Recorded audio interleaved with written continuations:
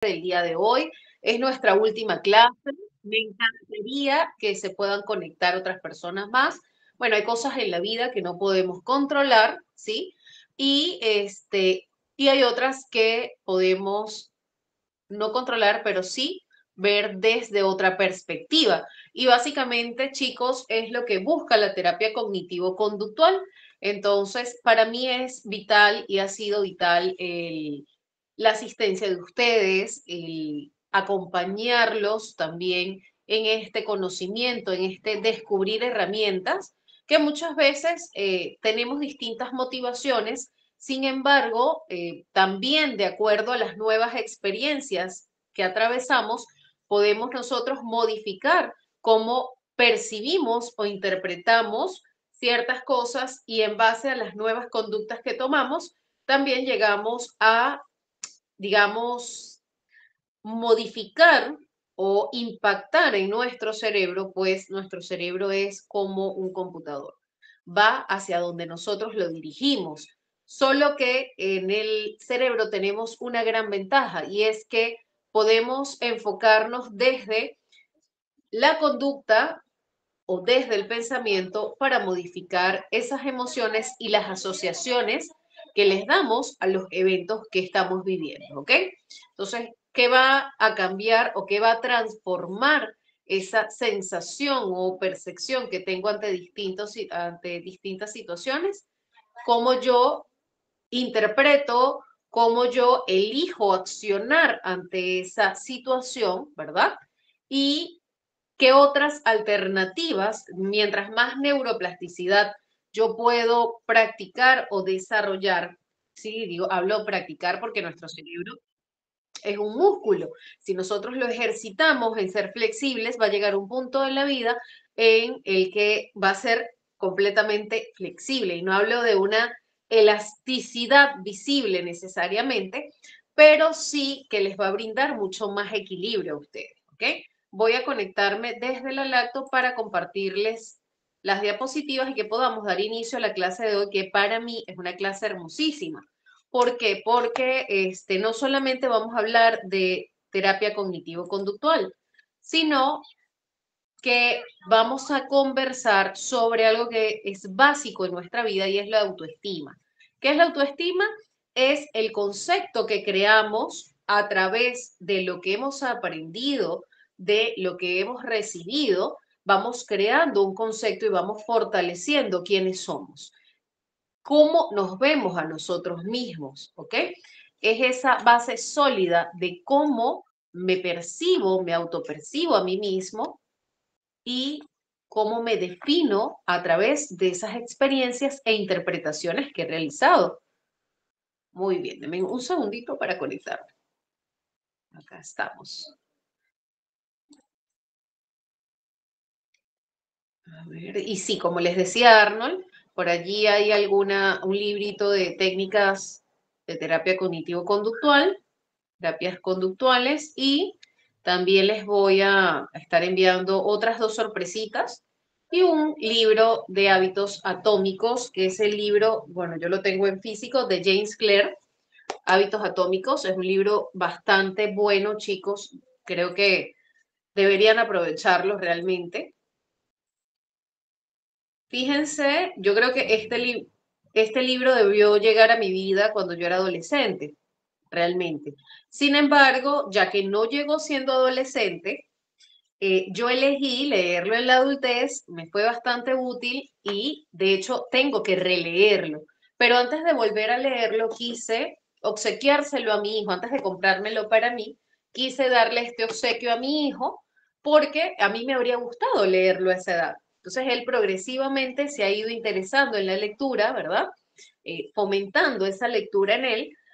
Le di un regalo muy preciado para mí, un regalo que me daría a mí misma, ¿sí? Entonces, cuando en mi planificación está, él termina de leer este libro mientras yo leo otros libros y luego lo vamos a practicar en conjunto, ¿no? Entonces, qué bonito es poder aprovechar los recursos y no quedarnos con ese concepto inicial nada más, sino transformar o convertir esa situación en una oportunidad, que no siempre las situaciones son las más agradables, si bien el ejemplo del libro es un ejemplo mucho más sencillo, porque bueno, ¿qué fue lo peor que pudo haber pasado si no leía ese libro en la adolescencia? Pues de repente me tocó a mí ser autodidacta, buscar información por otras fuentes, o tal vez me tocó aprender a través de la experiencia ciertas herramientas que el mismo libro nos va enseñando, ¿sí? Sin embargo, eso es una gran oportunidad porque ahora yo puedo reconocer lo importante que es ciertos hábitos de los que se habla acá, fomentados desde la adolescencia para que tengan una mejor percepción de sí mismos incluso y para fomentar y darles como recurso el reconocerse a ellos mismos a través de otros manuales que ya están en práctica y que han sido bastante útiles. Además, libros que utilizan muchas personas como referente. El libro se llama Hábitos Atómicos. Ese va a ser uno de los regalos, pero son varios, no solamente eso nada más, ¿ok? Son varios regalitos. Los otros dos son regalos sorpresas, no se los voy a decir. Muy bien, aquí vamos. A ver, a ver.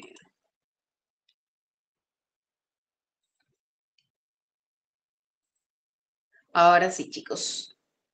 Oficialmente en la recta final de nuestro curso de terapia cognitivo-conductual, ¿ok?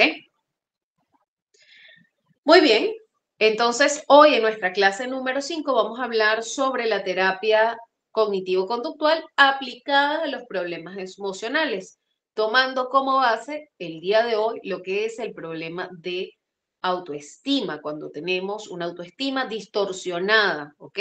¿Qué podríamos decir? Una baja autoestima.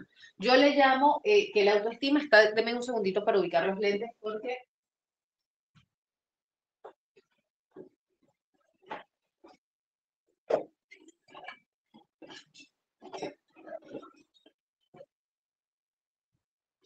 hay días en los que la visión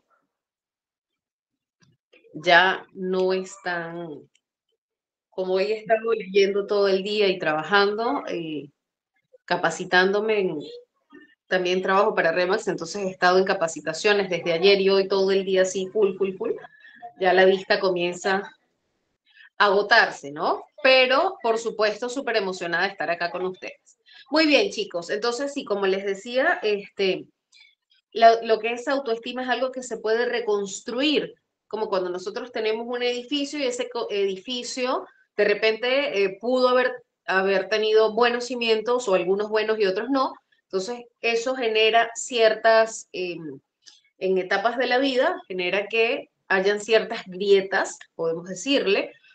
Otros se plantan bastante bien, otros son más difíciles de modificar, ¿no? Porque lo ideal no es una autoestima alta, ¿ok? Altísima, ¿no? Quiero volar de autoestima. A veces nos confundimos o polarizamos, ¿se acuerdan de los extremos? Sobregeneralizamos o vamos de un polo al otro con esto. No, es que no podemos tener nada de autoestima, pero tampoco podemos tener toda la autoestima, ¿no? ¿Por qué? Porque una persona que sobrevalora su ser y su autoconocimiento, sobrevalora, no hablo de valoración, sobrevaloración, probablemente termine teniendo, probablemente puede desencadenar algún trastorno narcisista u otro tipo de trastornos que también guardan relación con una distorsión, ¿ok? Y acá es donde cala muy bien la terapia cognitivo-conductual en todos estos casos, de menor a mayor, ¿ok? La terapia cognitivo-conductual nos ayuda muchísimo en distintos trastornos o episodios o situaciones, ¿sí? Muy bien, entonces, autoestima tiene que ver con autopercepción, con autocrítica, autocuestionamiento, con el diálogo interno, ¿sí? Una autoestima insana, porque lo que buscamos es que la autoestima sea sana, una autoestima insana nos genera,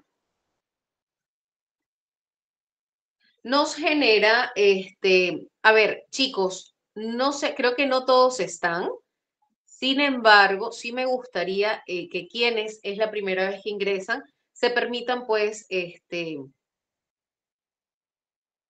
se permitan trabajar en función de lo que vamos a ver en la clase, ¿ok?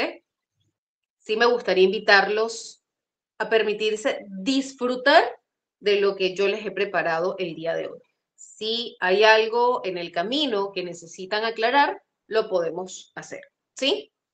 Muy bien. Entonces, ya perdí el foco. Entonces, tenemos que estas son partes importantes en cuanto a lo que es autoestima, pero también en lo que hemos venido hablando durante las 4 clases anteriores con respecto a la modificación o a la reestructuración cognitiva. Y es la práctica del autodiálogo, un autodiálogo funcional, ¿ok? Para yo tener un autodiálogo funcional, yo tengo que trabajar en el autoconocimiento, ¿ok? En cómo yo me siento ante determinadas situaciones, ¿verdad? Y asimismo vamos a trabajar en qué quiero transformar este pensamiento que me genera cierta incomodidad, ¿ok? No solamente es transformar el pensamiento, tenemos que llevarlo a la acción. Muy bien. Entonces, la autoestima es la evaluación global, ¿sí?, que la persona va a realizar de sí misma basada en esquemas de autovaloración que se forman a partir de las experiencias tempranas. Definitivamente, lo que yo vivo cuando soy pequeño va a dejar una huella muy grande en mí, porque es como el ejemplo que les daba. Si yo voy a construir una casa, yo primero hago las bases. ¿En qué momento de nuestra vida se crean esas bases? En la infancia, ¿ok? Digamos que nosotros construimos es nuestra autoestima como un edificio. Entonces, la base de nuestra autoestima en la vida está en la infancia. Ok, eso quiere decir que la terapia cognitivo-conductual no es funcional porque hay que ir a la base. Justamente lo que me digo en el presente, cómo me percibo en el presente, guarda mucha relación con lo que yo aprendí. Entonces, ¿qué vamos a hacer? Vamos a reestructurar a nivel cognitivo, es decir, vamos a ubicar ideas y acciones que conviertan esta percepción o este acto o esta conducta en un accionar funcional que luego pueda impactar en mi emoción, ¿verdad? Se convierta en un hábito y así pueda yo hacer una transformación personal que me permita estar en mayor bienestar. ¿Ok? Muy bien. Pregunta para todos, chicos. Quiero que compartan con nosotros en el grupo cómo se hablan a sí mismos. Y no quiero que lo cataloguemos de bien o mal. ¿Por qué? Porque cada quien tiene su propia realidad, su propia percepción. Y tampoco quiero que cuestionemos lo que escriben nuestros compañeros. Es muy importante el respeto dentro de la participación, ¿sí? Les pido que por favor en el chat puedan colocar alguna frase que ustedes se suelen decir con frecuencia, ¿ok? Con toda honestidad, chicos. A ver, voy a abrir acá el chat para poder leerlos.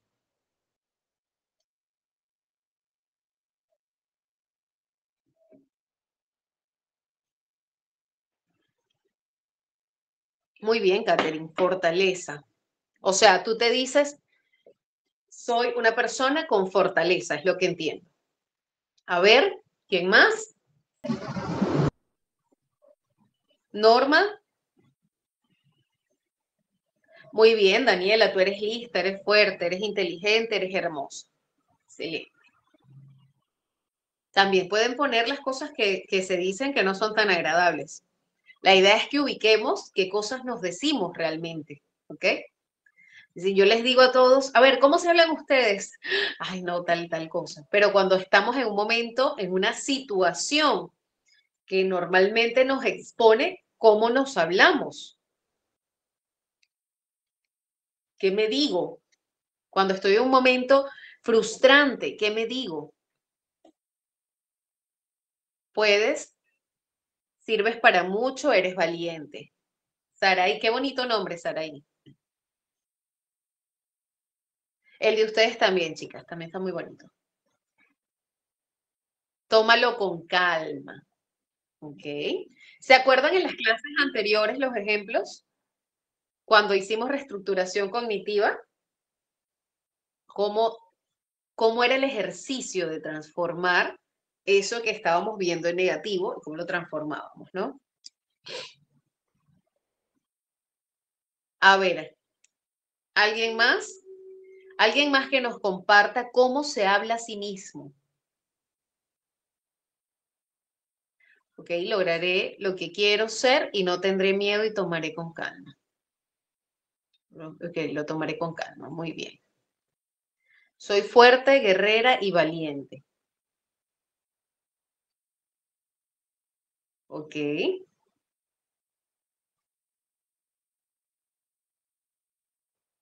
Aquí, lo bueno es que aquí todos se hablan muy bien. Aquí nadie se habla mal. Bueno, yo les voy a confesar algo. Hay situaciones difíciles en las que incluso en algún momento yo he dicho, oye, pero es que no es que, o sea, ¿cómo yo voy a pretender llegar hasta ahí? Y luego me tocó reestructurar en ese mismo momento, ya va, espérate. O sea, tu situación es esta. ¿Cuál es tu prioridad? Es A.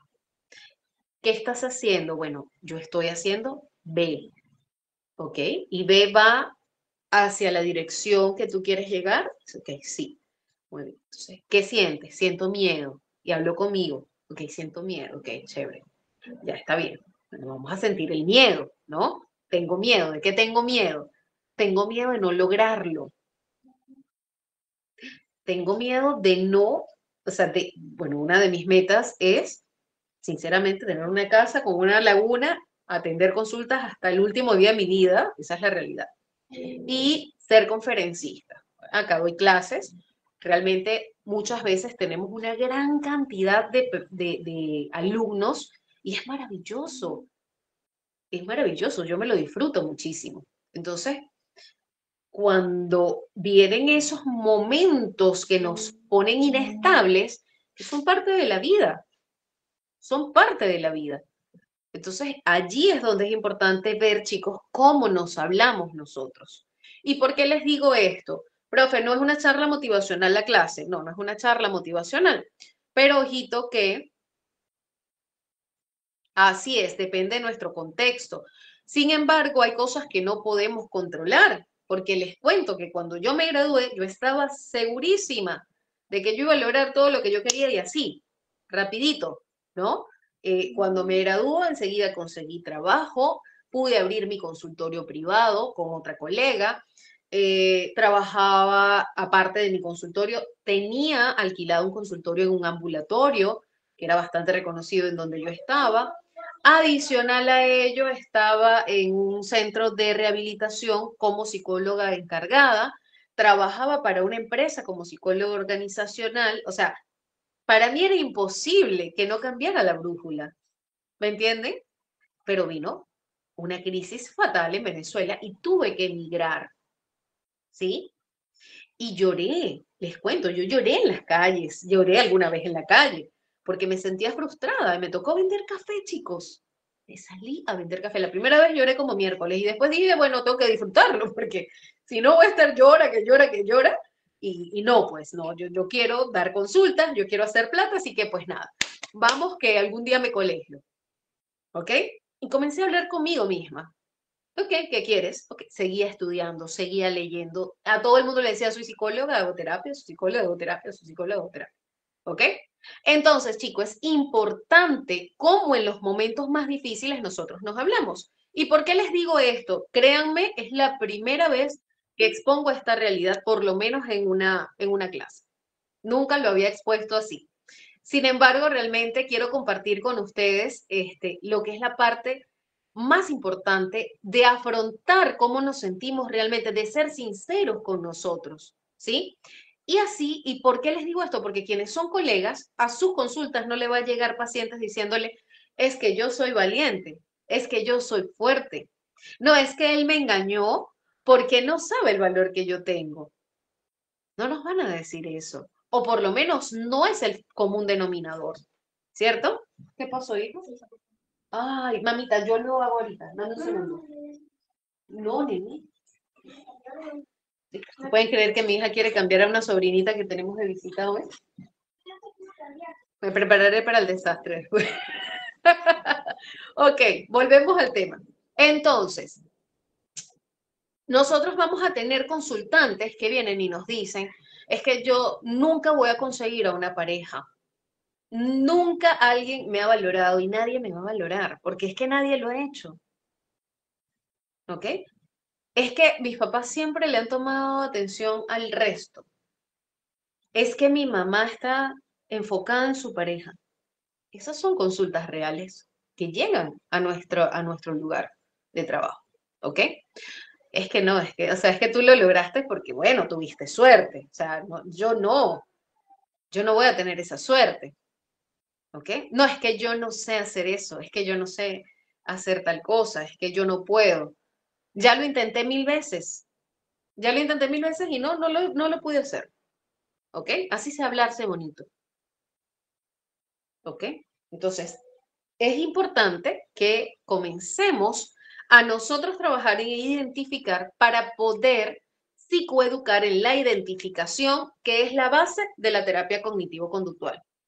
Si el paciente no genera la identificación de la situación, y cuando hablo de identificar es reconocer lo que siente y lo que hace y lo que piensa, entonces no podemos trabajar en una modificación porque no hay un insight.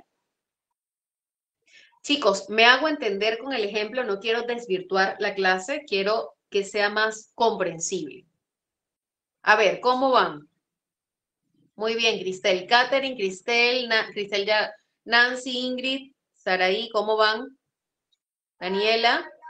Uy, hoy los chicos se fueron, nada más tenemos a Arnold hoy. No, nos abandonaron los chicos hoy. Bueno, sigamos para adelante nosotros con Arnold. Ok. La forma en que un paciente se habla a sí mismo, chicos, define cómo se siente, cómo actúa y cómo afronta la vida. Y ustedes van a tener en consulta gente que va a llegar y les va a decir, es que tal cosa me pasó porque yo soy un tonto. Eso van a tener en consulta. O cómo me pudo pasar esto a mí. Se van al otro extremo. Es imposible que esto me pasara a mí. Sí, también. Hay narcisismos encubiertos también. ¿Ok? Ah, pero todo el que dice esa frase es narcisista. No, ojo, cuidado con eso, no necesariamente. ¿Ok? Si la persona va por primera vez a consulta, lo más probable es que le diga eso, pero ya con el paso del tiempo en la consulta va a comenzar y con la mayéutica que usted va a aplicar sus preguntas pertinentes, la persona va a empezar a desenredar ese nudo de pensamientos y va a terminar diciendo lo que realmente siente. Tengan paciencia, pero accionen con estrategia, con la mayéutica. ¿Ok?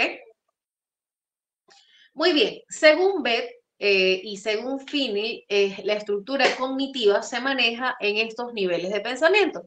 Pensamiento automático, esto es un resumen, pensamiento automático, creencias intermedias y creencia nuclear. Gracias, amor. Ok, discúlpeme que hoy necesitaban apoyo con una sobrina de corazón, ¿no? Es hija de una gran amiga de acá de Lima. Estamos de niñeras y dando clases. Muy bien, entonces tenemos ese nivel, a nivel del pensamiento automático, ¿qué se da inmediatamente? Se da un diálogo interno inmediato. Hola, estoy dando clases, amor, ven. Acá, uy, espera, acá siéntate. Ajá, gracias. Muy bien, un ejemplo de lo que es la descripción del diálogo interno sería siempre arruino todo. Ahí podemos hablar, por ejemplo, que podemos tener niños, adolescentes, adultos que pueden llegar a decirse este tipo de cosas, no solamente los adultos. Hay niños que dicen, es que yo siempre lo daño todo, es que yo siempre arruino todo. Por mi culpa, mis papás se separaron, porque yo siempre hago que las cosas salgan mal. Desde niños podemos trabajar en una reestructuración cognitiva. Incluso mientras más pequeños, mayor plasticidad tiene nuestro cerebro. ¿Ok? En cuanto a las creencias intermedias, está más relacionado con lo que son las reglas o los supuestos que nosotros asumimos, es decir, algo más aprendido, ¿ok? Y acá podemos tener este ejemplo, debo ser perfecta para ser aceptada. Es que las señoritas no se comportan así. ¿Alguien ha escuchado eso desde antes? Las niñas no se comportan así. Los hombres no lloran. Los hombres son fuertes. El hombre provee. La mujer está para cuidar nada más. Son supuestos colectivos, son reglas que han estado durante mucho tiempo socialmente y que se pasan como aprendizaje de generación en generación. ¿Qué pasó, mi amor? ¿Quieres saludar? ¿Sí? Tenemos la creencia nuclear, que allí también tenemos que indagar nosotros, y tiene que ver con el autoconcepto central, con esa base, con eso que está más afianzado. Y es que realmente todo esto, siempre arruino todo, debo ser perfecta, tiene una base consolidada que puede ser no soy suficiente, no me siento parte de, no me siento aceptado, ¿ok?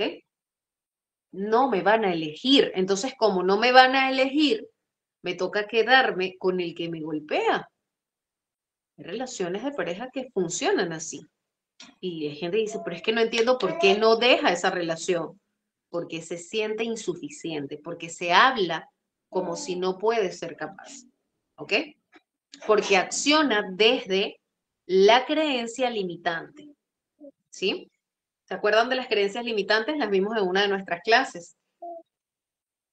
Muy bien, chicos. Preguntas hasta acá para pasar a lo que vamos a llamar nuestro plan de intervención en cuanto a lo que es la parte de autoestima.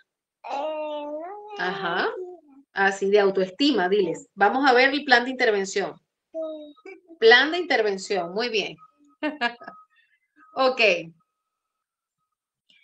Chicos, si todos están claros, marquen su corazoncito.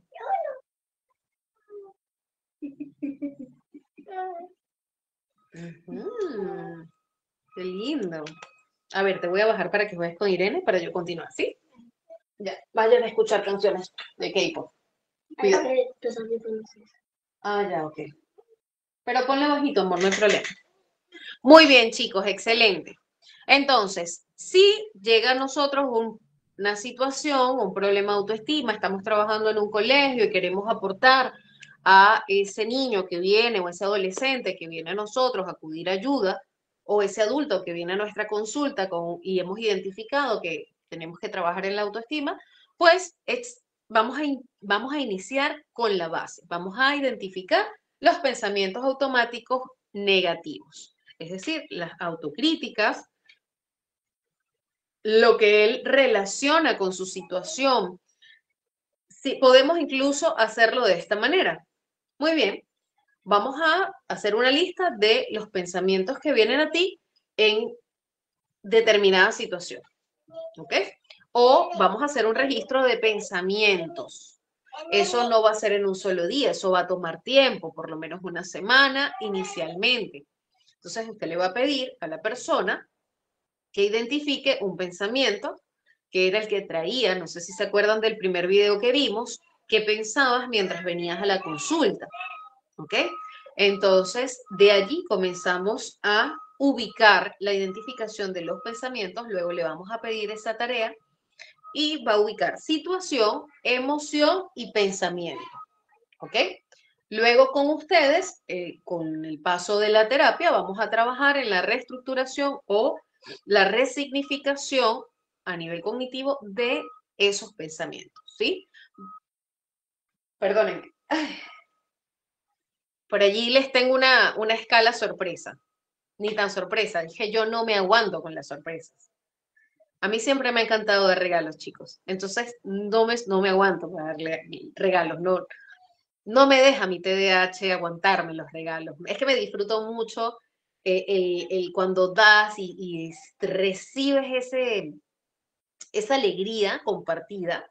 Entonces, también me encanta recibir regalos, así como me encanta dar regalos, también me encanta recibir regalos, ¿ok?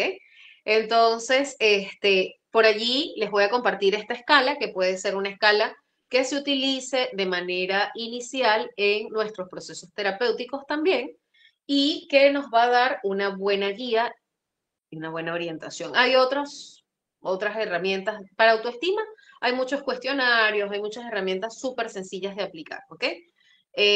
Desde proyectivas hasta psicométricas. Así que figura humana normalmente tiene sus ventajas, eh, tiene sus buenos indicadores.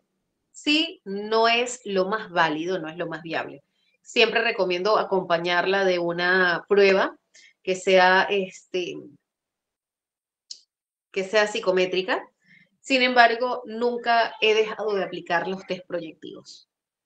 Siempre los he abrazado y bueno, hasta ahora, chicos, en 8 años de experiencia no me han fallado, les soy sincera. ¿Sí? Respeto a quien no los utiliza. Yo los aplico, los complemento con los que son medibles, pero a mí, la otra parte, la parte proyectiva, personalmente nunca me ha sido desagradable. ¿Ok? Registro del diálogo interno. Yo le voy a pedir a la persona ese registro del diálogo combinado con la identificación de pensamientos o lo puedo hacer de manera separada. ¿De qué va a depender? Del estilo terapéutico que ustedes manejen. ¿Ok? Va a depender también de la disposición del paciente. Porque si yo tengo un paciente que normalmente está sobrecargado y yo le pido hacer toda una choriza de cosas, lo más seguro es que no haga nada. ¿Ok? Entonces comienzo, ok, cuando es así, depende de la realidad del paciente, comienzo a trabajar con la identificación del pensamiento. Con otros puedo mandar de una vez el registro combinado con la identificación de pensamientos. ¿Sí? No existe terapia que genere resultado sin que el paciente haga conciencia. Es decir, sin que el paciente trabaje en conocerse a sí mismo y en reconocer pensamientos y emociones e incluso acciones, ¿sí? No existe, incluso hasta las Gestalt, terapias humanistas, terapias de psicoanálisis, no solamente es como que, bueno, identificamos y ya, no, ya el psicoanálisis no es igual, ¿sí? Ah, yo les había ofrecido algo que no les he cumplido, me acabo de acordar. Por favor, acuérdenme en un momento buscarles cuando termine el plan terapéutico breve, rápidamente, el debate, así sea un pedacito que les comparte y para enviarles el enlace. Se tienen que ver el debate de la terapia cognitivo-conductual y el psicoanálisis. Les va a encantar, ¿ok? Muy bien. Básico en la terapia cognitivo-conductual, chicos. Psicoeducación. No hay terapia cognitivo-conductual sin psicoeducación. ¿Por qué? Porque ¿qué busca la terapia cognitivo-conductual? Busca bases reales, busca evidencia real, comprobada, ¿ok? Explicar, y esto no es solamente porque su modelo terapéutico tiene bases comprobadas, es que justamente el poder comprobar esas bases ha hecho que sea tan efectiva la terapia, ¿sí? Entonces, ¿qué vamos a hacer nosotros en esta etapa? Vamos a explicar el modelo cognitivo, diciéndole a la persona, vamos a ampliar un poco más, pero para que tengan una idea cómo esos pensamientos afectan o impactan en nuestras emociones y en nuestro accionar, ¿sí? Entonces, ahí tenemos parte de lo que es siento, pienso, actúo. Entonces, sí, mi emoción te activa una percepción, un pensamiento, y ese pensamiento activa mi reacción, mi conducta. Entonces, ¿qué vamos a hacer? Vamos a reorganizar. La emoción siempre va a desencadenarse sola, ¿sí? Es natural. No le tengamos miedo a sentir. Es más, no podemos controlar nuestras emociones. Lo que sí podemos controlar es nuestra conducta y nuestra percepción. Entonces, tenemos que psicoeducar a nuestro paciente para que sepa que las emociones también van a irse moldeando conforme a los hábitos de conducta y percepción que vamos practicando, ¿ok? Beth decía que no son los hechos los que nos dañan, sino cómo interpretamos esos hechos. Si quieren se los leo textualmente, no son los hechos los que nos dañan, sino la interpretación que hacemos de ellos. ¿Ok? Recuerdo, hace poco me fui a una visita al Museo del Holocausto, está acá en San Isidro, en Lima. Me encantó. Una cosa que te mueve emocionalmente, la ponente excelente. Y ella contaba que uno de sus amigos, que vivió esta época del Holocausto, aún vive el señor, él le decía que hay una hora específica en la que él tiene un gran recuerdo y que él quisiera ser como los demás adultos mayores, que normalmente suelen olvidar cosas. Y dice que él recuerda absolutamente todo y a esa hora a él le dan síntomas de ansiedad. Y viene a su mente el recuerdo de un sonido específico que indicaba que incluso iban a sacar a algunas personas y en ese momento algunos no regresaban. Imagínense ustedes la asociación que tiene este señor. Ayer estuve en una conferencia donde me traen a colación a Víctor Frank, se los recomiendo. Léanse el libro El hombre en busca de sentido. No les va a ayudar a ustedes como personas nada más, les va a ayudar como terapeutas y les va a ayudar con sus pacientes. Yo trabajo ese libro en mis consultas y también he visto muy buenos resultados, ¿ok? El conocimiento nos ayuda a vivir mejor. Imagínense ustedes, justo antes de entrar a la clase, yo hablaba conmigo y decía, oye, sí, ¿no? O sea, ¿cómo? Qué increíble. Y reforzaba ese conocimiento y me exponía a mí algunos casos. O sea, qué bárbaro es como no solo el conocimiento te da un poder, sino también el conocerte a ti mismo. O sea, si conocer cosas te da poder, ¿cuánto poder te da cuando te conoces a ti mismo? Y no hablo de un poder insano, hablo de un poder sano, porque me puedo autogestionar, ¿ok? Muy bien. Tenemos por acá la etapa a la que vamos a llegar a reestructurar cognitivamente. ¿De qué trata? ¿De qué viene esto? Sí, a través del diálogo socrático vamos a cuestionar esos pensamientos autocríticos que hemos ido identificando con el paciente, porque quien los va a identificar finalmente es el paciente, con el acompañamiento de nosotros. Y cómo podemos sustituir esos pensamientos por uno más realista y compasivo, no solo realista, también compasivo. ¿Por qué? Porque nosotros podemos controlar lo que estamos pensando, sintiendo y cómo accionamos, pero hay cosas externas que no podemos controlar. Nosotros no podemos transformar un pensamiento un pensamiento insano en un pensamiento idealista. Imagínense la recaída que puede tener ese paciente. Entonces, tiene que ser un pensamiento realista, ¿ok? Un pensamiento funcional a su realidad, no a la mía, a la del paciente, ¿sí? Por ejemplo, si fallo, no valgo. Si yo fallo, ya fue. Si yo, si yo digo que estoy cuidando a mi sobrina el día de hoy, perdí todo poder como docente. Imagínense ustedes el nivel de estrés que podría estar en mi mente si yo pensara eso. ¿Ok? Entonces, ¿qué quiere decir eso? ¿Que tenemos que ser informales siempre? No. Obviamente hay cosas que trato de cuidar, ¿sí? Trato de tener unas diapositivas fáciles de entender. Hay cosas que puedo controlar, pero hay cosas que no podemos controlar. Y eso es lo que vamos a enseñarle a nuestros pacientes. ¿Ok? Pero no se lo vamos a decir, o sea, ellos no lo van a aprender porque nosotros se lo vamos a decir nada más. Ellos lo van a aprender porque lo están practicando con nosotros en consulta, desde su propia realidad y que sea funcional el resultado en base a lo que ellos viven, no a lo que yo quiero, porque allí estaríamos haciendo lo que se llama psicoiatrogenia, ¿ok? Entonces, Un pensamiento más compasivo ante esas situaciones, bueno, si me equivoco, eso es algo que a mí como persona no me define, ¿ok? Puedo aprender de ese error, ¿ok? Y no es justificar siempre los errores. Es, ok, muy bien, me he equivocado en esto, yo estoy aprendiendo o estoy haciendo lo mejor que puedo.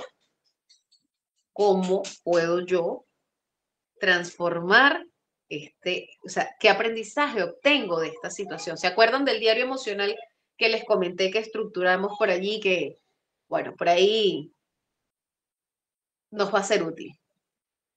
¿Por qué? Porque finaliza con 3 aprendizajes. Para mí, a mí me funciona muy bien el sacar 3 aprendizajes que aprendí de esto. Entonces, chicos, es cómo me hablo a mí. Ok, me equivoqué, me duele equivocarme, ahora lo tengo que volver a hacer, ahora tengo que intentar, o perdí una oportunidad, porque podemos perder oportunidades por distintos motivos, ¿ok? Y eso me da o me quita valor como persona, ¿no? No, es una experiencia y yo elijo cómo voy a interpretar esa experiencia, ¿sí? Muy bien, vamos a trabajar con la parte de activación conductual en el caso de autoestima, es decir, vamos a promover conductas que generen una sensación de competencia y disfrute. Cuando hablo de competencia, no hablo de competir, hablo de esa sensación de creerme capaz, ¿ok? ¿Cómo lo logramos? A través del autodiálogo, a través, ¿cómo vamos a llegar a ello? A través de las herramientas que hemos aprendido durante la terapia, durante las clases, a través de un roleplay, a través de ejercicios frente al espejo, a través de visualizaciones, ¿ok?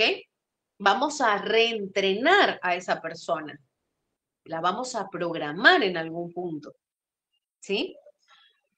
A su vez, vamos a asignar tareas semanales que sirvan para el refuerzo de lo que se ha trabajado en terapia. Vamos a pedirles tareas sociales, tareas personales y tareas a nivel laboral e incluso familiar, ¿sí? Incluso familiar. De hecho, en el caso de los autismos grado 1, les cuento, a mí me funciona la exposición progresiva socialmente, ¿ok? El entrenamiento a través de la exposición progresiva. Tuve una paciente que tenía 8 años cuando la atendí. Sus papás, cuando se fueron, me dijeron, no, es que siento que está igual, ¿no? ¿Por qué? Porque la niña tiene hipersensibilidad auditiva y ellos querían que ella saliera a la calle sin tapones y aislantes de ruido y que ella caminara normal como ellos caminaban. Era imposible, es imposible todavía, estoy segura. Hace como un año no la veo, pero estoy segura de que eso todavía no es posible.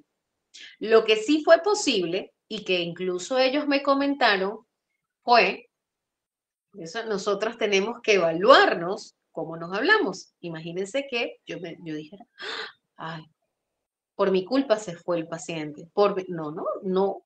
No compaginó conmigo en algo y está bien, puede elegirlo, eso está bien, ¿ok? Yo hice lo mejor que pude. ¿Sí ven? Yo hice lo mejor que pude. ¿Por qué lo mejor que pude? Bueno, porque yo también tengo un límite desde hasta donde yo puedo llegar y ellos ya les corresponden otras cosas, ¿no? Que seguir indicaciones, recomendaciones y así el trabajo va a ser mucho más útil, más funcional y va a tener mejores resultados. ¿A qué voy con esto? Que un día viene su mamá y me dice, la tarea familiar que ellos tenían era que cuando salieran a comprar, si por ejemplo iban a un McDonald's y habían 3 o 4 personas en la cola, ir con ella, por supuesto, no enviar a la niña sola, ir con ella y pedirle a la niña que le preguntara a la persona si era la última de la cola. Y luego al llegar a la caja, o sea, no cuando faltaba una persona, porque allí es muy rápido exponerla nuevamente, porque lo quería hacer progresivo. Entonces, cuando llegara por fin a la caja, ella iba a decir qué quería ella al cajero. O sea, la mamá va a pedir lo suyo. Primero, el papá va a pedir lo suyo, su hermano va a pedir lo suyo, ella va a pedir lo suyo, el otro hermano va a pedir lo suyo. Pero no que me la dejaran ni de última ni de primera. Esa era mi recomendación. Para después exponerla que sea la primera en pedirlo. Y en otras ocasiones la última. Ay, Lady, ¿por qué todo ese tejemaneje? Perdónenme la expresión que se me salió muy nacional mi expresión. Tejemaneje en Venezuela es como ese desorden, ¿no? Porque no hay un desorden, allí hay una estructura y unos objetivos terapéuticos que yo manejaba. ¿Cuáles eran? Exponerla de manera gradual para que la niña, cuando le toque pedir o solicitar algo, cosa que le costaba muchísimo socialmente hablando, propio del autismo, ella lo hiciera ya como un hábito. Es decir, a través de la conducta, iba a reprogramar su cerebro para que sea más flexible. ¿Me entienden? Es maravilloso lo que podemos hacer con la terapia cognitivo-conductual, chicos, y da muy buenos resultados, ¿ok? Entonces, finalizo cerrando con, las tareas no son solo para el paciente, especialmente cuando son menores de edad. Tenemos que involucrar al paciente con tareas sociales, con tareas personales y laborales, ¿ok? En el caso del adulto. Vamos a hacer un entrenamiento autocompasivo, como les dije antes, y fomentar ese diálogo positivo, ¿ok? Ese autodiálogo. Vamos a realizar lo que es ejercicios como pónganse una silla vacía, una carta a sí mismo. Yo uso mucho y se los recomiendo 100%. En este caso de autoestima, lo que más utilizo son las cartas a sí mismo. Utilizo la línea de tiempo con los logros que han tenido. Eso ayuda mucho en la parte de autoestima, porque muchas veces las personas se hablan de una manera tan fuerte que omiten, ¿se acuerdan de que en terapia cognitivo-conductual nuestros autores base nos decían de que se da una omisión? Ya, la persona omite sus logros, ¿sí? Porque nada es suficiente, ¿ok? Ejercicios de autoafirmaciones racionales basadas en evidencia, ¿ok? Vamos a pedirle que repita ciertas afirmaciones que sean basadas en evidencia. No es como que universo, estoy lista para que me haga sentir en bienestar. Mi amor, tenemos que hacer, ¿ok? Y eso no se lo podemos decir así como yo lo dije sarcásticamente. No, nosotros ahí tenemos que ser más cuidadosos. A mí me gusta mucho el sarcasmo, cosa que me ha tocado trabajar, les confieso. Es que siempre me ha gustado el sarcasmo, pero es que el sarcasmo esconde cosas, ¿ok? Entonces, tenemos que ser conscientes de ello. Ahora, cuando yo le digo a mi paciente para trabajar en afirmaciones racionales, es porque ya hemos trabajado en la identificación de sus pensamientos, los hemos transformado y en base a eso hacemos una lista de afirmaciones. Que las va a decir de repente, las va a escribir, que también uso mucho y me funciona una barbaridad. Los post-it de colores, chicos, los cuadritos estos, que escriban de 1 a 3 al levantarse, los peguen en un lugar visible y así durante por lo menos, eso lo mando a hacer por lo menos un mes. Ni siquiera lo dejo una semana nada más, por lo menos un mes, ¿ok? También me ha dado buenos resultados. Por eso les doy esa herramienta, ¿no? Ahora, también les pido hablarse frente al espejo, también les pido practicar el autodiálogo, ¿no? También les pido hacer una carta a sí mismos y todas las otras herramientas más que le he comentado. ¿Cómo prevenimos esas recaídas? Bueno, vamos a identificar las señales de autocrítica, por ahí que el paciente ya está ahí, entonces, sí, bueno, pero tú sabes que normalmente a mí me pasa, y entonces es rígido todavía. Entonces ahí hay que enseñarle a ubicar cuando él está siendo rígido con sí, ¿ok?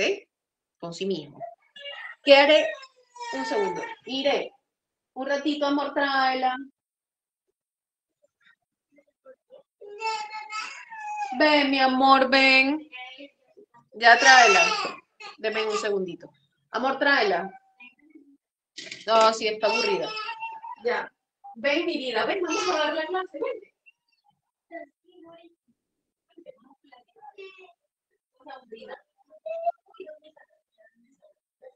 ¿Dónde está el día que me dejó?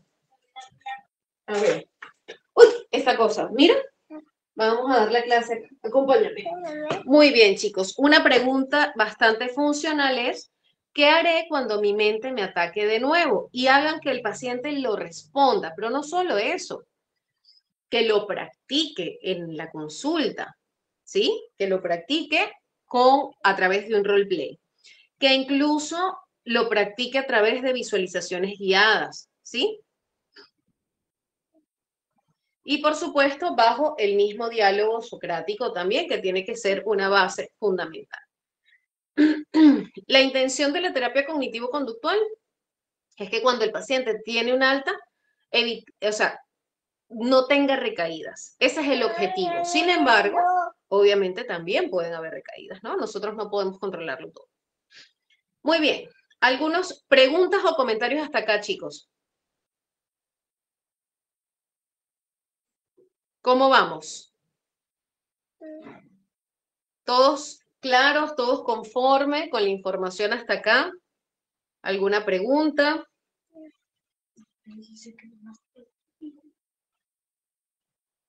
Ok. Chicos, corazoncitos todos si están claros. A ver. Ok, muy bien. Quiero leerles solamente 4 líneas del libro que van a tener en sus manos de manera digital quienes lleguen a certificarse y dice así.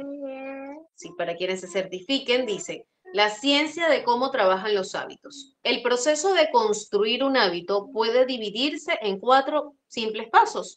Señal, anhelo, respuesta y recompensa. Cuando analizamos por separado estas partes fundamentales, podemos entender qué es un hábito, cómo trabaja y cómo se puede mejorar. Este patrón de 4 pasos es la columna vertebral de cada hábito y tu cerebro pasa por estas etapas siguiendo el mismo orden. En todas las ocasiones que que se pone en práctica. Primero tenemos la señal. La señal desencadena el proceso en tu cerebro, que podría ser la señal, y de allí se desencadena la emoción. ¿Ok? Para que ustedes vean, chicos, acá, ay, no se ve el libro. Bueno, ahí lo van a tener. Tienen todo bien explicadito. A ver, ¿qué nos dice? A ver, ¿vas a bajarte? Anda, pues. Beso. Muy bien, anda, juega con Irene. Dile que saque los juguetes. Dile, Irene, quiero jugar. Muy bien. Ok. Muy bien, Saraí, sí, creo que sí lo había leído, lo de que de acuerdo a lo que pensamos, va a depender del contexto. Cómo trabajar esta parte de las emociones con jóvenes con síndrome de Down, donde no hay lenguaje, pero se entiende que parte de sus conductas son el resultado de su contexto. Bueno, fíjate, allí yo recomiendo trabajar con la psicoeducación familiar, ¿no? ¿Por qué? Porque ellos también, su cerebro está captando toda la información de la experiencia contextual y todo lo que dicen, cómo se comunican, todo eso influye en lo que es el autoconcepto, ¿sí? Ahora, en el caso del síndrome de Down, bueno, no soy yo la más experta, sin embargo, lo que conozco del síndrome de Down es que se trabaja con la familia, incluso más que con el mismo niño, ¿ok? Eso es lo que yo conozco, chicos. De repente por allí podríamos conseguir a alguien, sería bueno, hasta yo me metería en la clase, pero realmente nunca ha sido el común denominador de mis consultantes. Entonces no ha sido algo que me lleve a explorar más. Pero sí, efectivamente, nuestro cerebro es una máquina súper, no sé cómo llamarle, como dicen algunos, una Mac. Entonces todo lo que nosotros grabamos queda en el algoritmo, es decir, todo lo que decimos queda acá, ¿sí? Ok, muy bien. Con la esquizofrenia, en realidad, mira, en la esquizofrenia estamos hablando de que haya un exceso de conciencia, ¿ok? Entonces, hablamos ya de una enfermedad en la que se crean hábitos para que se moldee funcionalmente, pero esto va acompañado del tratamiento farmacológico, que lo lleva el psiquiatra, ¿sí? Más se trabaja con técnicas para regular, pero no tanto como para manejar un nivel de reestructuración cognitiva, ¿ok? Y en el caso del TOC, sí, la terapia cognitivo-conductual es muy útil, ¿ok? Allí sí es súper funcional. ¿Por qué? Porque justamente vas a entrenar el pensamiento de esa persona, ¿verdad? La acción desde la conducta, puedes hacer de repente una desensibilización progresiva, en el caso del TOC, ¿no? Vamos a hacer esa exposición progresiva a ciertas circunstancias, vamos a provocar todo esto trabajando en ideas asociadas a esa situación mucho más funcionales. Y si se hace progresivamente, yo recomiendo que lo hagan progresivo, no de manera adversiva, porque lo que podemos generar en algunos casos es un rechazo pleno no solamente de la situación, sino también de la consulta. Y acá no estamos buscando eso. Es mejor trabajar de manera progresiva, no eterna, pero sí progresiva. ¿Para qué? Para que la persona tenga mejores resultados. ¿Ok? La exposición progresiva, la desensibilización es útil para mí en su 99% en el top. ¿Ok? No, en la esquizofrenia no es que ellos piensen distinto a nosotros. Acá en la esquizofrenia hablamos de que hay una alteración, ¿verdad? De conciencia, hay un nivel de conciencia que es alterado, es como nuestra mente fragmentada, rota, ¿ok? Y eso permite que la percepción en algunos casos sea mucho más alta, que nuestros pensamientos se reproduzcan como si son reales, y es allí donde vienen ciertas alucinaciones, ¿ok? Que todo lo que está en el inconsciente fluya sin ningún filtro a la conciencia, nuestros miedos, todo fluye a la conciencia, sin filtro, ¿ok?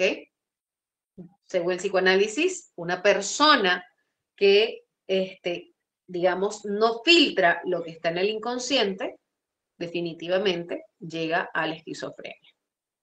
¿Sí? Chicos, queda respondida tu consulta. A ver, Katherine. Perfecto, muy bien. Con el TOC, mi vida, dale play. Con el síndrome de Down, para quien preguntó, trabaja, yo le recomiendo explorar más información en esos casos, pero sí comenzar a trabajar con la familia. O sea, no esperen ser expertos para comenzar a trabajar con la familia, ¿sí? Muy bien. Problemas emocionales. Irene, ¿estás jugando con Irene? Ay, anda, busca Irene. Muy bien, algunos problemas emocionales relacionados con lo que es la parte de baja autoestima es la ansiedad, la depresión, la dependencia emocional y el perfeccionismo. ¿Cuáles son las características cognitivas de la ansiedad? Una anticipación de fracaso, miedo al fracaso, ¿ok? Ese temor al fracaso. Deme un segundito para responder acá. Sí, ya está llegando, amor. Ya está llegando. Sí, ya está llegando, mi amor. Ok, ese miedo, ¿no? ¿Qué podemos hacer de repente en una persona que tengamos síntomas o un trastorno ansioso? Vamos a hacer una exposición y una reestructuración cognitiva.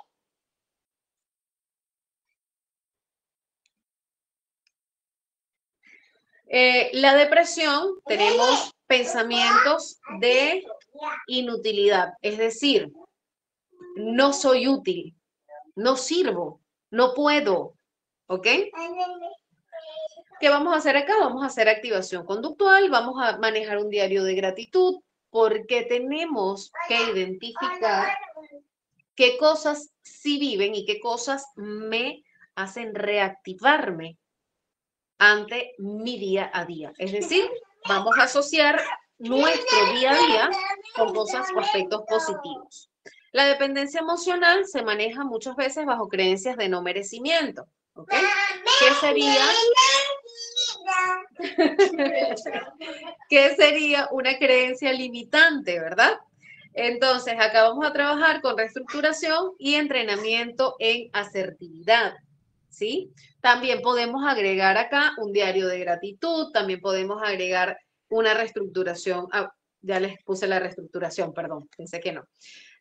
Vamos a trabajar en el perfeccionismo, que su base es la autoexigencia extrema. Y esto es algo muy común, que a veces está relacionado, en muchos casos, con la anticipación de fracaso, que desencadena problemas ansiosos. ¿Qué vamos a hacer? Vamos a trabajar en una flecha descendente, vamos a explorar de dónde vienen esas creencias limitantes y vamos a reformular a través de la reestructuración cognitiva, de ese ABC, de la práctica del roleplay, del autodiálogo, del diálogo socrático, ¿sí? Vamos a llevar a esa persona a generar un nuevo autoconcepto. Muy bien. Este es un caso que les quería dejar como ejemplo. Vamos a dejarlo de último. Espero que sí nos dé tiempo de manejarlo. Quiero compartirles este video. Sin embargo, quiero que me confirmen, chicos. ¿Todo claro hasta acá?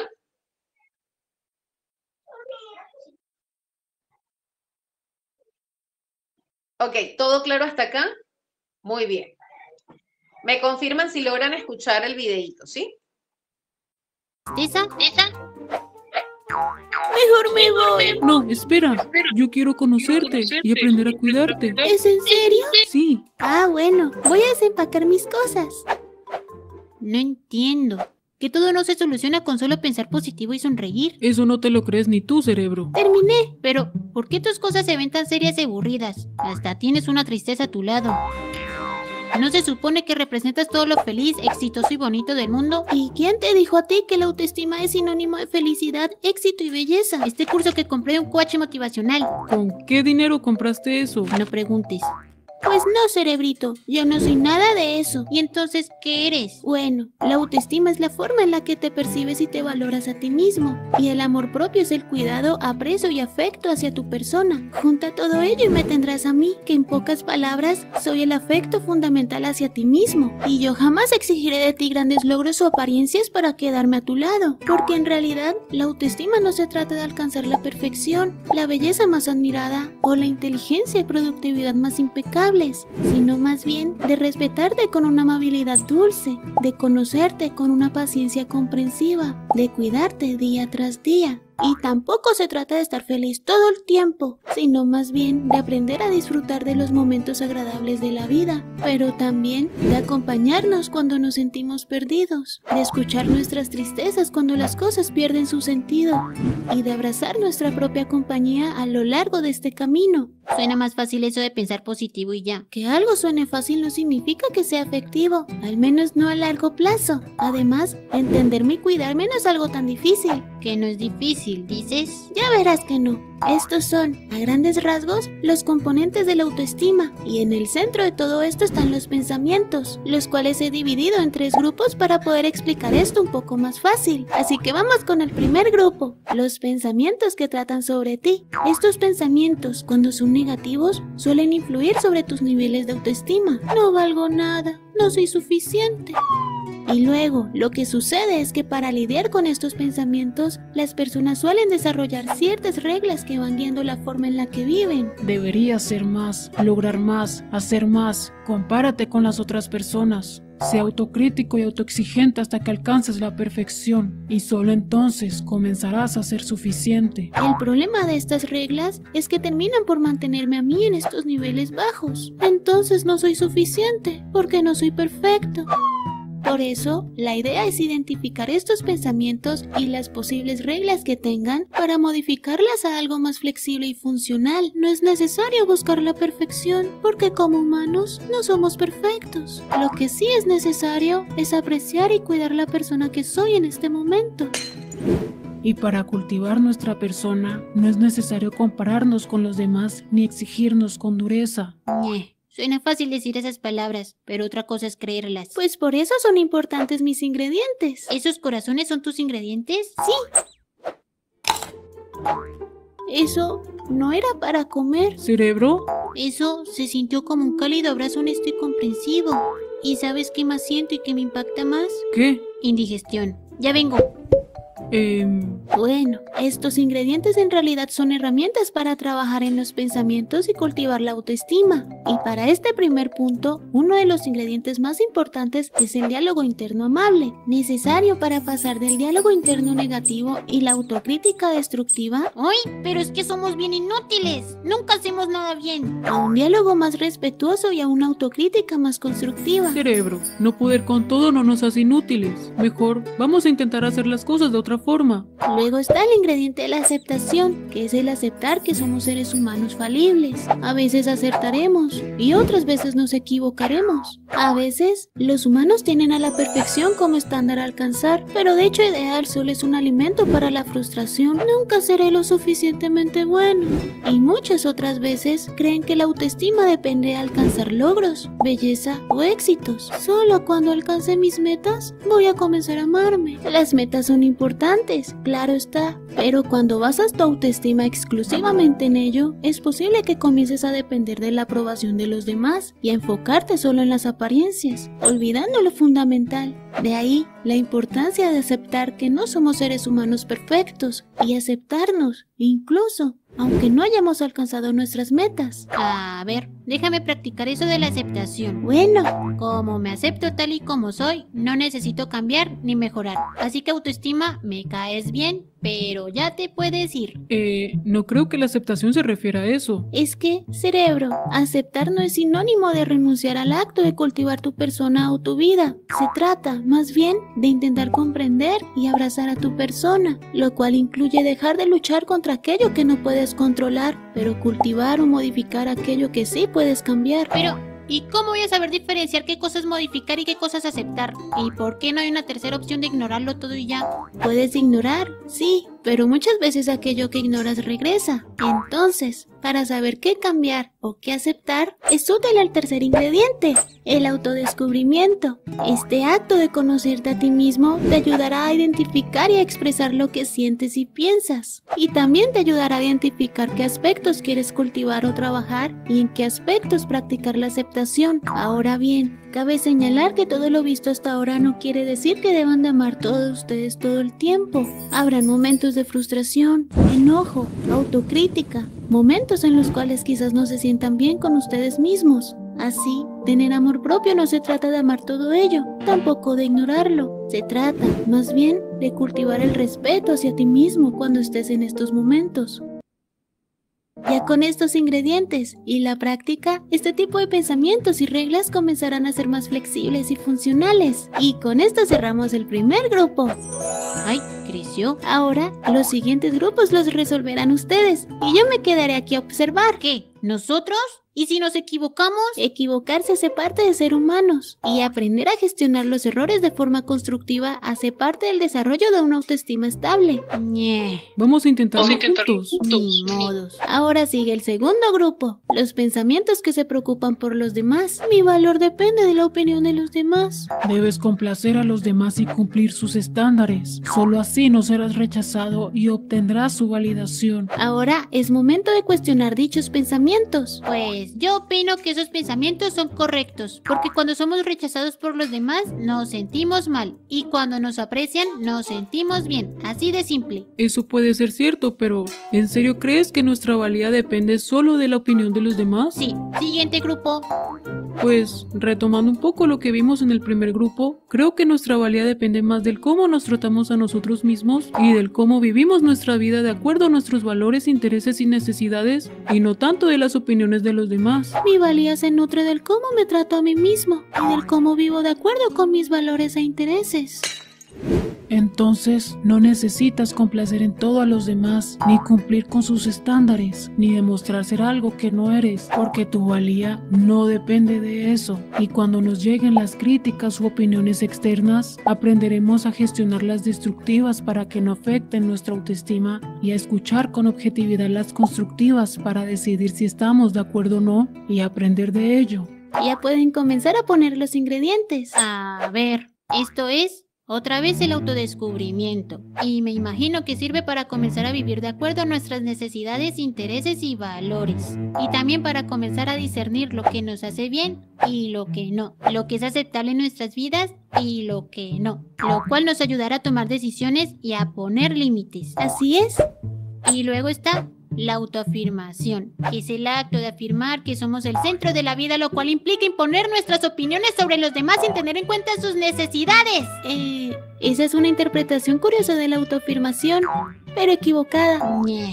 Bueno, antes de explicarles qué es la autoafirmación, les aclararé algo sobre la autoestima con esto, mi medidor de autoestima. Ya sabemos que cuando la autoestima está en sus niveles bajos, la persona tendrá dificultades para reconocer su valía y es probable que sienta que no pertenece a ningún lugar. Siempre he creído que no valgo nada, pero la autoestima también puede llegar a niveles demasiado altos, donde la persona comienza a valorarse por encima de los demás. Siempre he sabido que soy mejor que los demás y en este punto es probable que la persona crea que todo en la vida gira a su alrededor. Es que así es, pero la sana autoestima no te llevará a menospreciar o a pasar por encima de los demás. Al contrario, te ayudará a cultivar el respeto hacia las demás personas. Al cultivar el respeto hacia mí mismo, también cultivo el respeto hacia los demás. Y tampoco se trata de hacer que la vida gire a tu alrededor, sino más bien se trata de rodear tu vida con aquello que tú valoras y de acompañarte de aquellos a quienes amas. Y aquí es cuando entra la autoafirmación, que se basa en cuidar, cultivar y expresar aquello que valoras. Y ello implica dejar de poner las expectativas o deseos de los demás por encima de los tuyos. Pero ello no significa que tú te pongas por encima de los demás.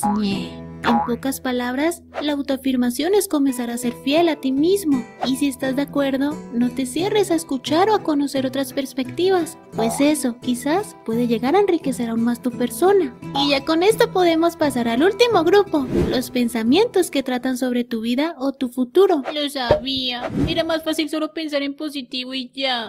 Sé que no seré capaz de lograr ningún objetivo, porque no creo en mí. Es mejor que no intentes iniciar ningún proyecto, ni desarrollar ningún objetivo, porque de todas formas no lo lograrás. Y no solo es el hecho de no creer en nosotros mismos, sino también el tener que lidiar con el miedo que nos paraliza. Bueno, eso es cierto. Sin embargo, cuando emprendes un objetivo, es usual comenzar con el miedo en un nivel alto y con la confianza en un nivel bajo. Y a medida que vayas avanzando, dichos niveles comenzarán a cambiar. Eso no significa que el miedo desaparezca o que la confianza siempre se mantenga alta. Significa, más bien, que el miedo comenzará a ser más manejable y que la confianza comenzará a ser algo más estable. La idea, entonces, es que comiences con aquellos objetivos que te generen menos temor, para así ir avanzando de forma gradual hacia lo demás. Entonces, es a través del hacer las cosas que nuestra confianza se irá cultivando. Sí, la confianza es algo que iremos desarrollando a medida que comencemos a intentar hacer aquello que queremos hacer.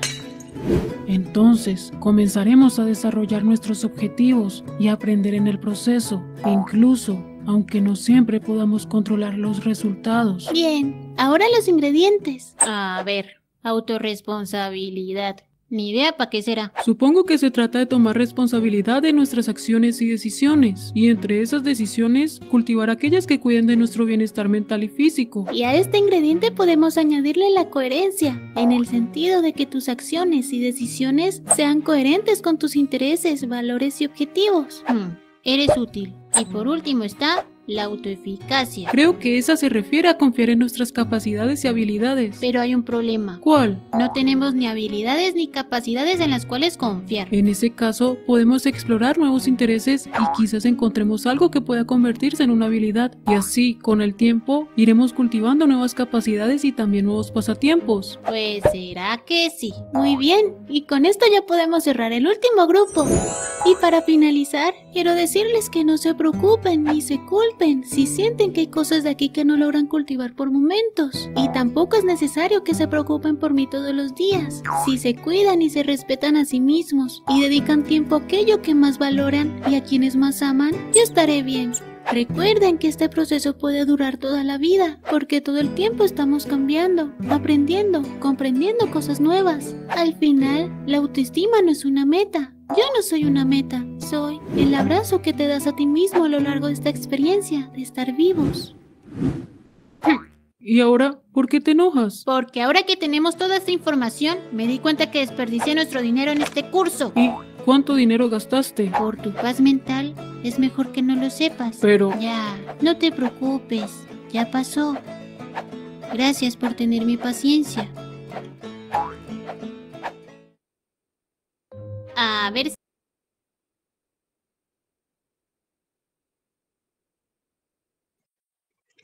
Ok, chicos, muy bien. Bueno, quería compartirles ese resumen de lo que es parte de autoestima, que nos puede ser útiles en otros casos o en otros momentos, ¿ok? De acá les voy a compartir solo un pedacito porque, bueno, quiero ver si nos da chance de revisar lo que es el caso clínico, que podemos verlo rápidamente, no hay ningún problema. Bien, dame un segundito. A ver acá. Bien.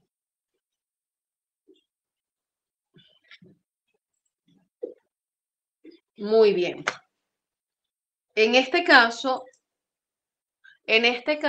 estamos hablando de una persona que tiene 27 años, su motivo de consulta es que siente que nunca hace las cosas bien, identifica como pensamiento automático que todos los demás son mejores que sí mismo, que el caso en estudio, y las emociones que desencadena o que ella ubica son tristeza e inseguridad, ¿ok? Que la inseguridad más va con relación a un sentimiento, ¿ok? Conducta, evitar retos o se sobreesfuerza hasta agotarse, ¿ok?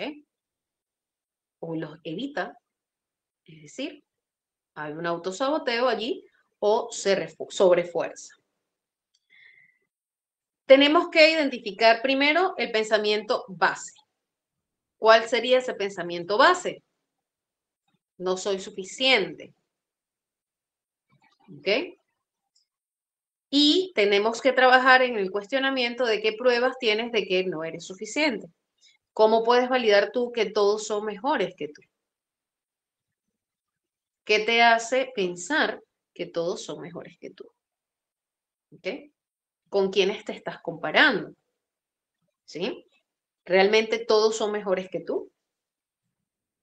Diseñar actividades semanales para aumentar la autoeficacia, ¿ok? Es decir, vamos a hacer un plan de acción y vamos a registrar avances y refuerzos en los cambios, ¿de acuerdo?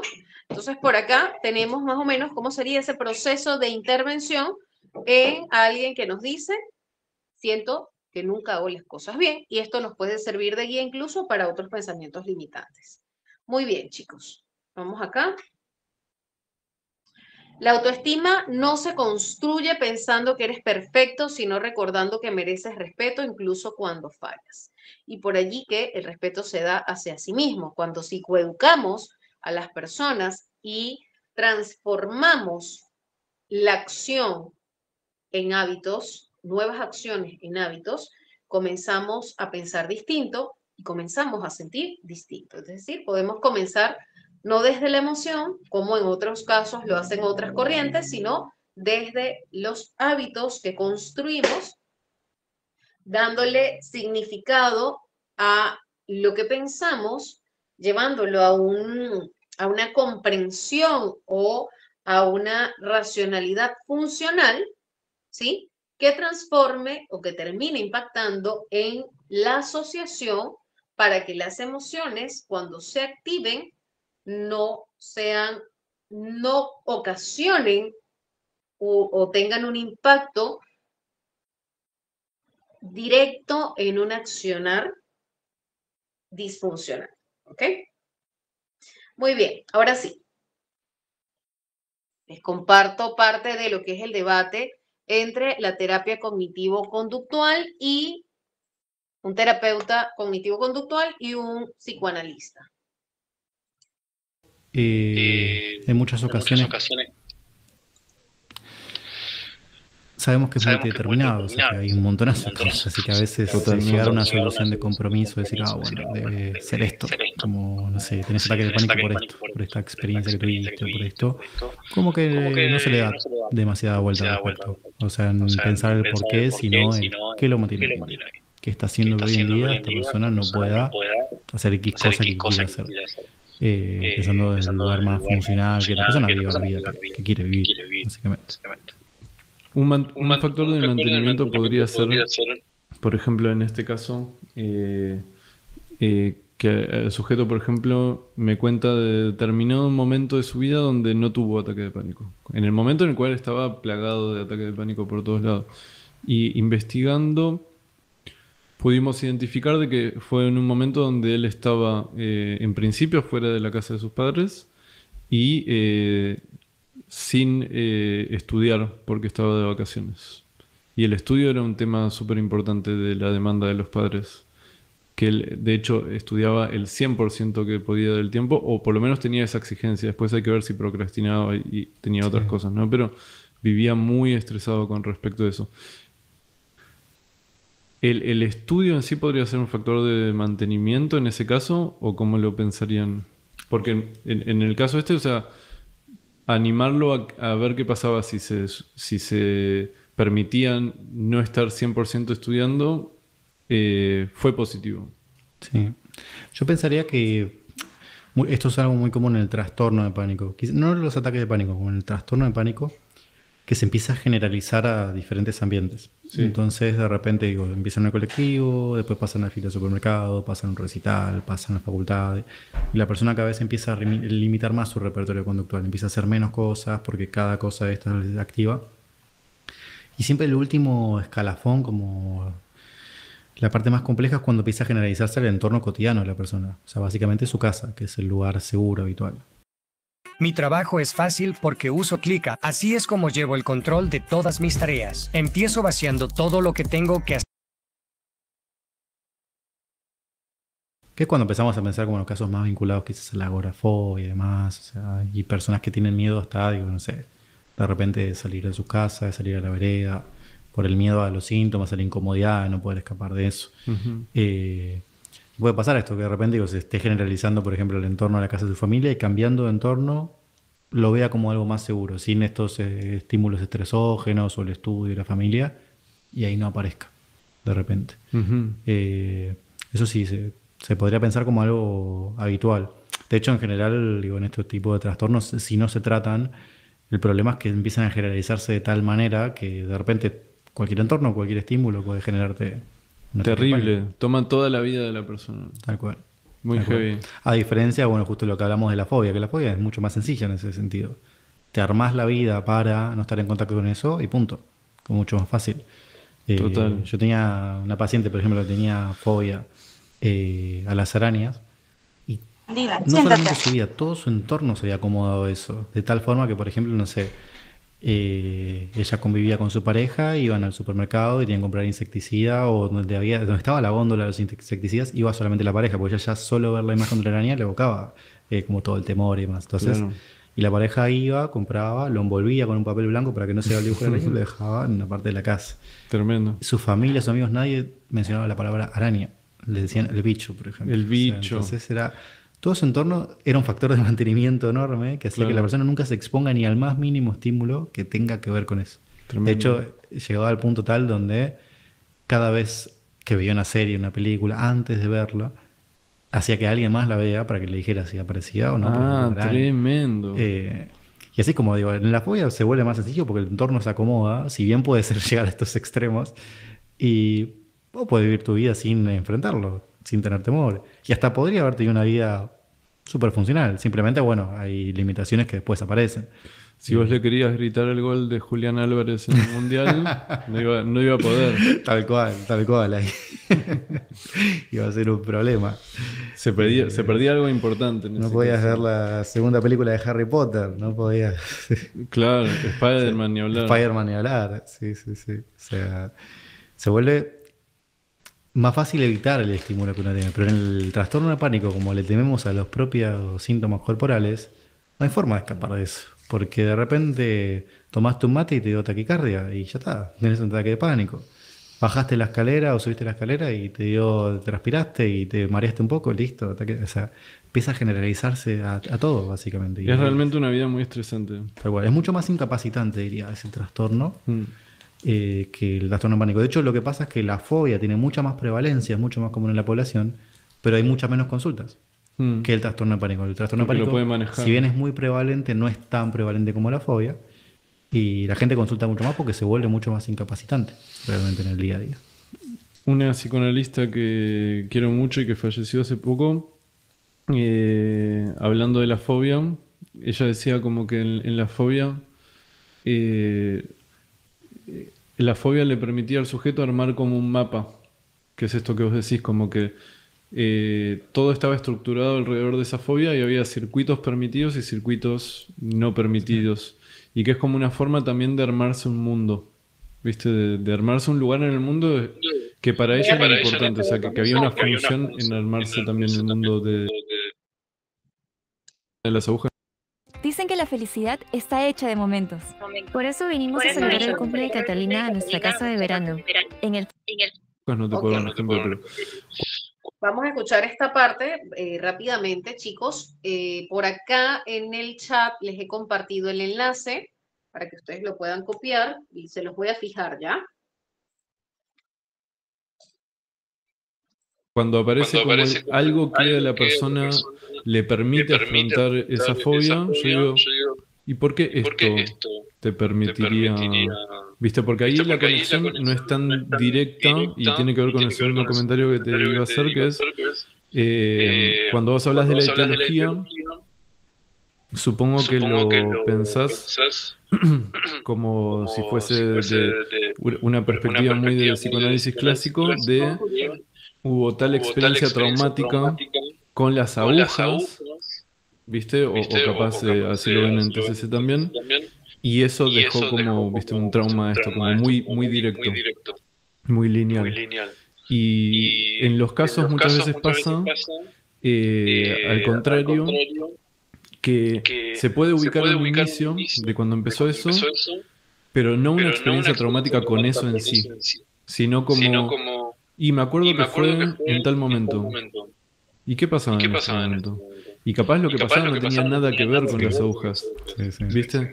Pero es interesante ver cómo lo que pasó en ese momento genera una fobia a las agujas y entonces uno podría pensar en psicoanálisis, ok, esto que pasó desembocó en que se genere esta fobia, pero no sabemos exacto el nexo todavía.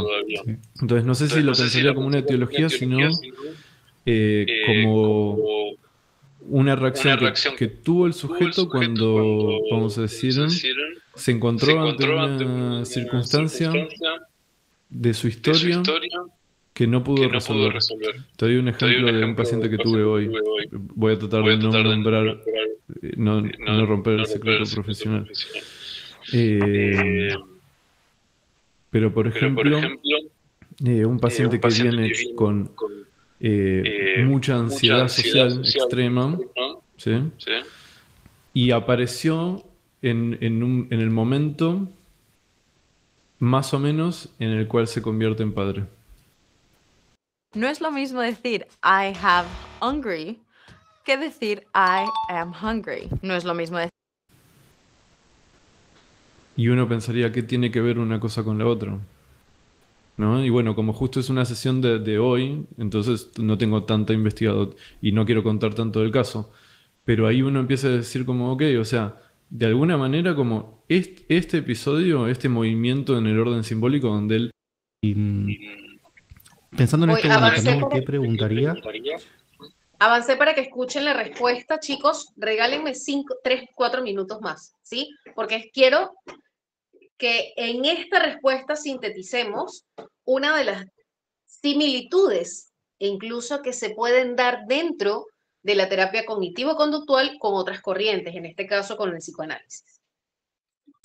desde la lógica TCC pensaríamos en esto, como factores de mantenimiento, qué lo está sosteniendo. Preguntaría mucho sobre antecedentes familiares, de esto, si hay casos de fobia en la familia, si siempre fue un problema o no. También me apoyaría alguna técnica o sería algún instrumento para evaluar la severidad que tiene esa fobia en esa persona, pensando si, no sé, el nivel de malestar que le genera, si siempre lo ha evitado, qué problemas le trae en la vida. Lo que tiene la fobia también, que es una psicopatología que puedes convivir bastante con eso. Y puedes convivir toda tu vida con eso, de hecho, porque es mucho más sencillo que otra psicopatología. Porque vos tenés un estímulo específico que querés Externo. evitar y puedes acomodar tu vida para evitar eso. A veces tiene un costo muy alto y a veces no. Digo, yo le puedo tener fobia, no sé, a los chimangos, a los pingüinos, digo, tengo en Buenos Aires y está bien, mi vida va a ser completamente funcional y nunca va a ser un problema eso. El problema de la fobia es cuando vas a mundo marino. tal cual, cuando vas a mundo marino. Pero ponele, nunca había mundo marino y mi vida puede ser una vida plena igual sin visitar el mundo marino. Nada en contra del mundo marino. Pero hay otras veces que no, como esto, de decir, bueno, yo puedo tener la fobia a las agujas y la realidad es que en el contexto de hoy es muy difícil tener una vida donde toda mi vida evité las agujas. En algún momento voy a tener que enfrentarlo probablemente. Tenía un paciente, por ejemplo, que vino a consulta en el momento en el cual tenía fobia a las agujas, nunca sacó sangre, decía, bueno, puedo lidiar con no saber cómo está mi estado de salud, perfecto, es una opción. Pero vino a consulta cuando un amigo de él enfermó y tenía que donarle sangre. Y ahí tienes una motivación muy grande para decir, Muy che, grande. estaría bueno superar esto. Y ahí es cuando alguien con fobia viene a la consulta, que también está bueno valorar eso, decir, ¿qué te trajo acá? Porque la fobia realmente la puedes evitar toda tu vida y en muchos casos puede ser súper funcional. Total. El tema también es que te motiva. Ok, muy bien. Entonces, ¿cuál es mi intención al compartirles esta información? Que ustedes puedan notar que no significa que nosotros solo nos enfocamos en el presente para abordar. Nosotros tenemos que conocer la historia. ¿Ok? Ahora que nosotros trabajamos con datos medibles, es una de las grandes diferencias de la terapia cognitivo-conductual.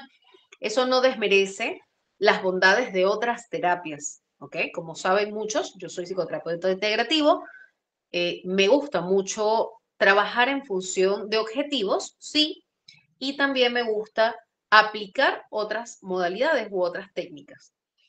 Sin embargo, la base para mí es la terapia cognitivo-conductual, ¿sí?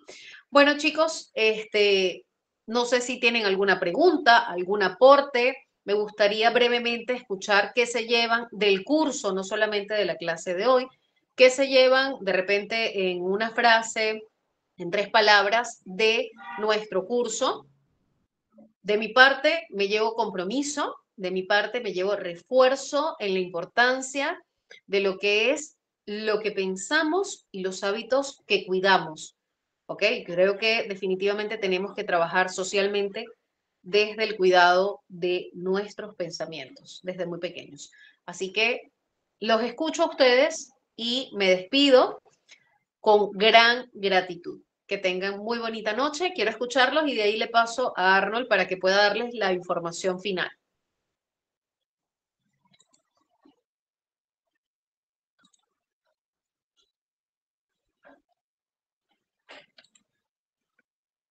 Ok, chicos, muy bien. Les dejo con nuestro queridísimo Arnold. Espero que les haya gustado el curso, que se lleven una bonita experiencia. Qué bueno, Katherine, me alegra muchísimo que lleves aprendizaje. Espero verlos pronto.